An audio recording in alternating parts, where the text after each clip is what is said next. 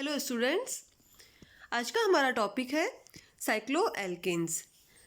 सबसे पहले हम इसके इंट्रोडक्शन पार्ट की बात करते हैं। साइक्लोएल्केन्स कार्ब साइक्लिक या होमोसाइक्लिक कंपाउंड्स होते हैं जिनकी प्रॉपर्टीज एलिफेटिक कंपाउंड्स के ही समान होती है। इन कंपाउंड्स को एलिसाइक्लिक कंपाउंड्स भी कहा जाता है। ये एक तरह से सैचुरेटेड हाइड्रोकार्बन्स होते हैं और इन कंपाउंड्स में डिफरेंट फंक्शनल ग्रुप भी प्रेजेंट हो सकते हैं, इसीलिए इनको जैसे एलिसाइक्लिक एल्डिहाइड, एलिसाइक्लिक कीटोन आदि नाम दिया गया है। तो एक तरह से एलिसाइक्लिक और एलिफेटिक कंपाउंड्स में ये डिफरेंस होता है कि एलिफेटिक कंपाउंड्स में कार्बन की एक चेन होती है, वो चेन कितनी भी लंबी हो सकती है, जबकि एलिसाइक्लिक कंपाउंड्स में जो कार्बन एटम्स होते हैं वो एक साइक्लिक स्ट्रक्चर में प्रेजेंट होते हैं। तो इस तरह से जो सैचुरेटेड एलिसाइक्लिक हाइड्रोकार्बन कंपाउंड्स होते हैं इनको साइक्लोएल्केन्स भी कहा जाता है, जिनको कि एक नॉर्मल जनरल फार्मूला CnH2n से रिप्रेजेंट किया जाता है। CnH2n जो फार्मूला है वो एल्किनो पर भी ये फार्मूला एल्किनो का भी होता है, लेकिन साइक्लोएल्केन्स में एक भी डबल बॉन्ड प्रेजेंट नहीं होता है। अब हम बात करते हैं नोमेनक्लेचर की। नोमेनक्लेचर में वे होमोसाइक्लिक या कार्ब साइक्लिक यौगिक जिनका बिहेवियर एलिफेटिक कंपाउंड्स के समान हो एलिसाइक्लिक कंपाउंड्स कहा जाता है, क्योंकि ये एलिफेटिक कंपाउंड्स के समान इनकी प्रॉपर्टीज होती है, इसलिए यहाँ पे प्रीफिक्स हम क्या काम में ले रहे हैं, एली। और क्योंकि ये साइक्लिक यौगिक है इसलिए यहाँ पे सफिक्स हम काम में ले रहे हैं साइक्लिक, तो इसी कारण से इसका नाम क्या पड़ा, एलिसाइक्लिक। क्योंकि सैचुरेटेड हाइड्रोकार्बन्स को पैराफिन भी कहा जाता है, इसलिए एलिसाइक्लिक कंपाउंड्स जो कि सैचुरेटेड हाइड्रोकार्बन्स हो उनको क्या कहेंगे, साइक्लोपैराफिन्स, क्योंकि इसमें कार्बन एटम्स की एक साइक्लिक स्ट्रक्चर होती है। और क्योंकि एलिसाइक्लिक कंपाउंड्स में बहुत सारे CH2 समूह एक साथ जुड़कर एक रिंग का फॉर्मेशन करते हैं, क्योंकि बहुत सारे CH2 समूह यहाँ पे जुड़कर एक रिंग का फॉर्मेशन कर रहे हैं, इसीलिए इन कंपाउंड्स को पॉलीमेथिलीन भी कहा जाता है, जिसको कि जनरल फार्मूला CH2n के द्वारा रिप्रेजेंट किया गया है। यहाँ पे ये कार्बन एटम्स की जो रिंग है उसमें जितने कार्बन एटम्स प्रेजेंट है उनकी संख्या को लैटिन या ग्रीक शब्द के रूप में, ग्रीक प्रीफिक्स के रूप में रिप्रेजेंट करके उसके आगे हम मैथिलीन लिख देते हैं। तो एक तरह से हम ट्राइबल सिस्टम में इनका नाम देखें तो हम क्या कर रहे हैं कि किसी साइक्लोएल्केन की रिंग में जितने कार्बन एटम्स प्रेजेंट है उन कार्बन एटम्स की संख्या को काउंट करके उस संख्या को हम किस रूप में रिप्रेजेंट कर रहे हैं, ग्रीक प्रीफिक्स के रूप में। जैसे कि मान लीजिए 2 कार्बन एटम्स की श्रृंखला है, 2 CH2 ग्रुप प्रेजेंट है, तो हम लिखेंगे दो की तो साइकिल बन नहीं सकती है, तो 3 CH2 ग्रुप प्रेजेंट है तो ट्राई, और आगे वहाँ पे क्या लिख देंगे हम, मैथिलीन। अगर 4 CH2 ग्रुप प्रेजेंट जुड़कर आपस में एक रिंग का फॉर्मेशन कर रहे हैं तो हम क्या लिखेंगे, टेट्रा, आगे लिखेंगे मैथिलीन। तो इस तरह से नाम हो गया टेट्रा मैथिलीन। तो ट्राइबल सिस्टम में हम साइक्लोएल्केन्स को इस तरह से नाम देते हैं, कार्बन एटम्स की संख्या को काउंट कर लेते हैं उस रिंग में और उस संख्या को हम ग्रीक प्रीफिक्स या लैटिन प्रीफिक्स के रूप में लिखते हैं, जैसे ट्राई, टेट्रा, पेंटा, हेक्सा, और उसके आगे मैथिलीन लिख दिया जाता है। लेकिन यहाँ पे IUPAC सिस्टम अगर हम देखें तो IUPAC सिस्टम में जो सैचुरेटेड हाइड्रोकार्बन्स है उनको हम एल्कीन कहते हैं, तो यहाँ पे सैचुरेटेड साइक्लिक हाइड्रोकार्बन्स को हम क्या कहेंगे, साइक्लोएल्केन्स। तो यहाँ पे कुछ कंपाउंड्स दिए गए हैं, कोई एलिसाइक्लिक हाइड्रोकार्बन्स की स्ट्रक्चर दी गई है और उनके नाम दिए गए हैं इस टेबल में, वो हम देखते हैं।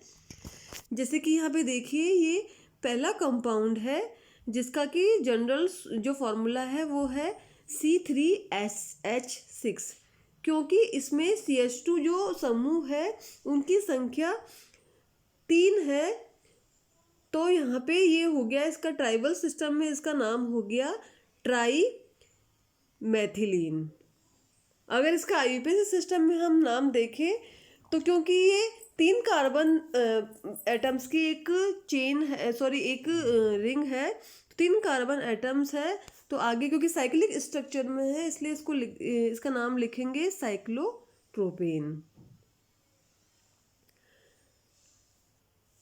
दूसरा जो कंपाउंड है उसका जनरल फार्मूला है C4H8, जहाँ पर कि CH2 समूह की संख्या क्योंकि 4 है तो जो ग्रीक प्रीफिक्स है वो हो गया टेट्रा और आगे लिख देंगे मैथिलीन, तो ये हो गया टेट्रा मैथिलीन। ये देखिए साइक्लिक स्ट्रक्चर में 4 CH2 समूह आपस में जुड़े हुए हैं, क्योंकि 4 कार्बन एटम्स है इसलिए आईयूपीएसी इसका नाम हो गया साइक्लोब्यूटेन। इसी तरह से यदि कार्बन एटम्स की संख्या 5 हो तो उस स्थिति में जनरल फार्मूला होगा C5H10, और यहाँ पे क्योंकि 5 CH2 समूह यहाँ पर एक साथ इस तरह से साइक्लिक फॉर्म में जुड़कर एक रिंग का फॉर्मेशन कर रहे हैं, तो 5 CH2 समूह है इसलिए पेंटामेथिलीन ट्राइबल सिस्टम में नाम हो गया और आईयूपीएसी नाम हो गया साइक्लोपेंटेन। इसी तरह से यदि 6 कार्बन एटम्स है तो C6H12 इसका जनरल फार्मूला हो गया। n की वैल्यू अगर 6 हो तो C6H12 जनरल फार्मूला हो गया, और क्योंकि 6 कार्बन एटम्स है 6 CH2 समूह एक साथ जुड़कर रिंग का फॉर्मेशन कर रहे हैं, तो 6 के लिए यहाँ पे जो ग्रीक प्रीफिक्स है वो हो गया हेक्सा, और आगे मैथिलीन लिख दिया गया है तो ये हो गया हेक्सा मैथिलीन, जबकि आईयूपीएसी नाम इसका हो गया क्योंकि 6 कार्बन एटम्स है इसलिए साइक्लोहेक्सेन। तो इस तरह से ट्राइबल सिस्टम और आईयूपीएसी सिस्टम के अकॉर्डिंग इन साइक्लोएल्केन्स का नाम दिया जाता है।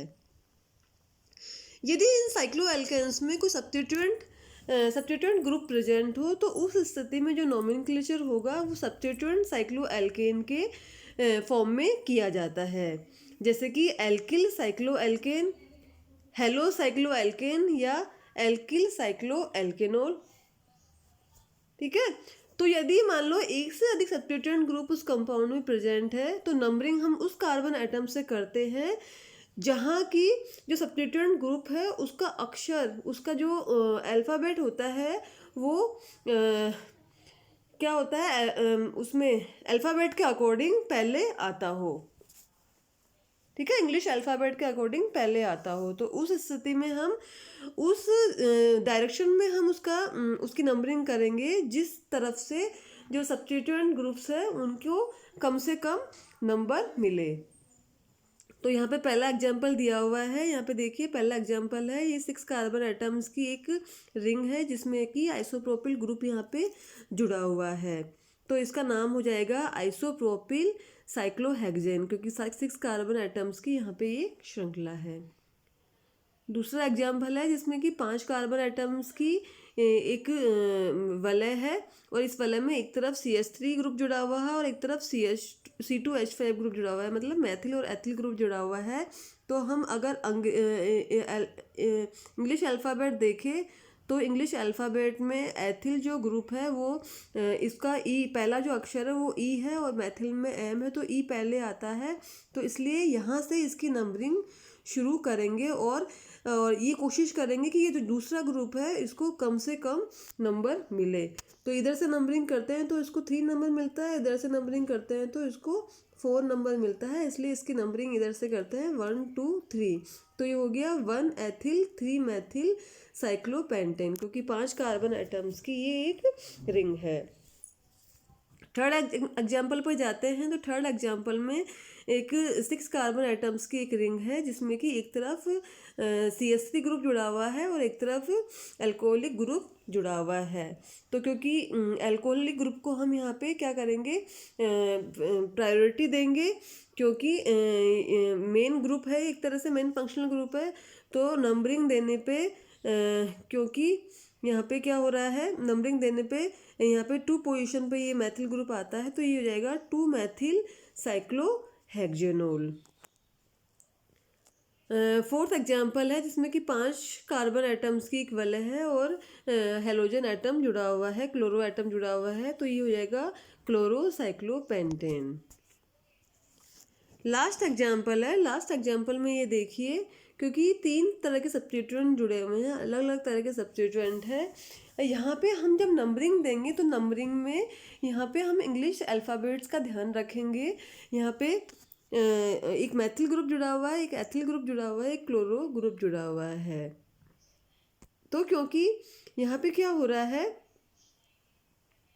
नंबरिंग जब देंगे तो नंबरिंग में क्योंकि यहाँ पे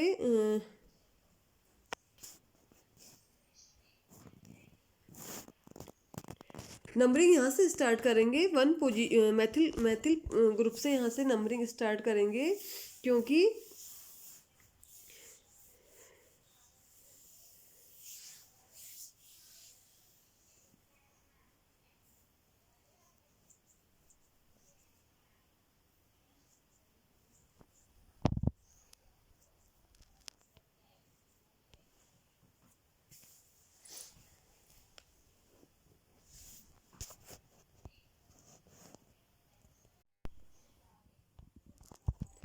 अब यहाँ पे इस फॉर्मूले में देखिए, यहाँ पे 3 तरह के सब्स्टिट्यूएंट्स प्रेजेंट है, मैथिल समूह भी प्रेजेंट है, एथिल समूह भी प्रेजेंट है और क्लोरो समूह भी प्रेजेंट है। लेकिन नंबरिंग कहाँ से की गई है, इस मैथिल समूह से की गई है, तो इसका नाम हो गया 4 क्लोरो 2 एथिल और 1 मैथिल साइक्लोहेक्सेन। क्योंकि इस तरह से नंबरिंग करने पे यहाँ पे जो इनका योग आया है वो कितना आ रहा है, 7 आ रहा है। जबकि अगर नंबरिंग हम यहाँ से स्टार्ट करते हैं, क्लोरो समूह से स्टार्ट करते हैं, तो उस स्थिति में यहाँ पे इसका नाम जो होगा वो होगा 1 क्लोरो 3 एथिल 4 मैथिल साइक्लोहेक्सेन। और जो इनकी सब्स्टिट्यूएंट्स की जो पोजीशन है उनको हम ऐड करेंगे, उनके नंबर्स को हम ऐड करेंगे, तो उस स्थिति में जो इसका सम जो आएगा वो आएगा 8। तो यहाँ पे जो नंबरिंग होगी वो गलत होगी, क्योंकि हमने यहाँ पे एक रूल पढ़ा है। यहाँ पे देखिए, साइक्लोएल्केन्स में यदि एक से अधिक सब्स्टिट्यूएंट्स प्रेजेंट हो तो नंबरिंग उस कार्बन एटम से करते हैं, उस कार्बन को नंबर 1 दिया जाता है जिसका कि सब्स्टिट्यूएंट ग्रुप का जो अक्षर है वो अंग्रेजी वर्णमाला में पहले आता हो। ये तो हमने देख लिया, लेकिन साथ में ये भी दूसरा नियम ये भी है कि उस डायरेक्शन में हम नंबरिंग करते हैं जिधर से इन ग्रुप्स को कम से कम अंक मिले, ठीक है, कम से कम अंक मिल सके। तो इस स्थिति में यहाँ पे देखिए, यहाँ पे क्योंकि ये जो इनकी सब्स्टिट्यूएंट्स की पोजीशन को हम देखते हैं, तो यहाँ पे क्योंकि 7 इसका जो होता है सम होता है, यहाँ पे क्योंकि 8 होता है, तो इसका साफ सही जो नाम होगा इस नोमेनक्लेचर्स के रूल के अकॉर्डिंग, तो वो होगा 4 क्लोरो 2 एथिल 1 मैथिल साइक्लोहेक्सेन। अब हम आगे बात करते हैं। यहाँ पे यदि एल्किल सब्स्टिट्यूएंट में कार्बन जो चेन है वो अगर लंबी हो और 2 रिंग्स यहाँ पे प्रेजेंट हो, तो उस स्थिति में जो नोमेनक्लेचर किया जाएगा साइक्लोएल्केन्स का, वो साइक्लोएल्किल एल्केन के रूप में किया जाता है। साइक्लोएल्केन्स में से यदि एक हाइड्रोजन एटम को हटा दिया जाए तो उस स्थिति में साइक्लोएल्किल रेडिकल वहाँ पे का फॉर्मेशन वहाँ पे होता है। तो यहाँ पे देखिए फर्स्ट एग्जांपल दिया गया है, फर्स्ट एग्जांपल जिसमें कि 4 कार्बन एटम्स की एक साइकिल है। ये साइकिल हो गई साइक्लो ब्यूटेन, क्योंकि इसमें एक हाइड्रोजन एटम को हटाकर यहाँ पे एक 5 कार्बन एटम्स की एक चेन यहाँ पे इससे अटैच हो गई, मतलब पेंटेन को यहाँ पे इससे अटैच कर दिया, तो ये हो जाएगा 1 साइक्लोब्यूटिल, साइक्लोब्यूटेन से हो गया ब्यूटिल और पेंटेन। तो इस तरह से इसका नाम हम देंगे यदि कोई कार्बन की कोई चेन भी यदि उसमें सब्स्टिट्यूएंट के रूप में प्रेजेंट हो। दूसरा एग्जाम्पल है, दूसरे एग्जाम्पल में क्योंकि यहाँ पे देखिए कार्बन नंबर 1 2 3 प्रोपेन से 2 रिंग्स जुड़ी हुई है और ये रिंग्स क्या है, साइक्लोहेक्सेन। तो यहाँ पे क्योंकि इन साइक्लोहेक्सेन्स में हाइड्रोजन एटम को हटा के ये प्रोपेन एक चेन के रूप में प्रेजेंट है, तो ये हो जाएगा। और ये क्योंकि 1 और 3 पोजीशन पे ये रिंग्स जुड़ी हुई है, इसलिए 1 3 2 रिंग्स है, इसलिए डाई साइक्लोहेक्सिल प्रोपेन इसका नाम दिया जाएगा। तो इसी तरह से यदि इन कंपाउंड्स में डबल बॉन्ड प्रेजेंट हो तो उन्हें क्या कहा जाएगा, साइक्लोएल्कीन्स या साइक्लोएल्कापोलीन्स। तो यदि डबल बॉन्ड्स प्रेजेंट हो तो साइक्लिक हाइड्रोकार्बन्स में, तो उस स्थिति में हम जो रिंग है उसमें नंबरिंग उस कार्बन एटम से करते हैं जहाँ पर कि डबल बॉन्ड प्रेजेंट है, और हम सब्स्टिट्यूएंट की पोजीशन को भी देखते हैं और कम से कम नंबर मिले उस रिंग को, ये हम ध्यान रखते हैं। उस डबल बॉन्ड कम से कम नंबर मिले ये भी हम ध्यान रखते हैं। तो यहाँ पे फर्स्ट एग्जांपल देखिए, क्योंकि यहाँ पे इस साइक्लो एल्किन में एक सब्स्टिट्यूएंट CH3 ग्रुप भी प्रेजेंट है, तो कम से कम नंबरिंग देते हुए यहाँ से नंबरिंग इसकी स्टार्ट करेंगे 1 2 3 4 5। तो यहाँ पे 3 पोजीशन पे क्योंकि मैथिल ग्रुप प्रेजेंट है तो हो जाएगा 3 मैथिल साइक्लोपेंटीन।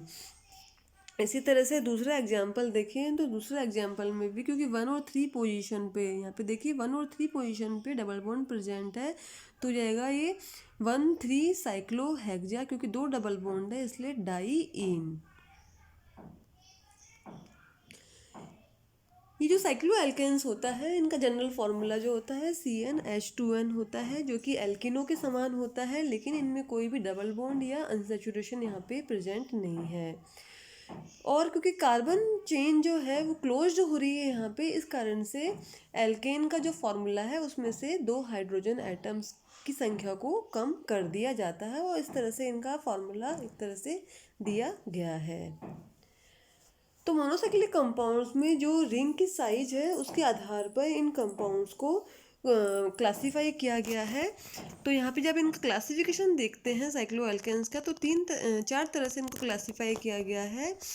पहला जो टाइप है वो है स्मॉल रिंग, जिसमें कि 3 से 4 कार्बन एटम्स होते हैं, मतलब n की वैल्यू क्या है 3 या 4, इनको स्मॉल रिंग्स में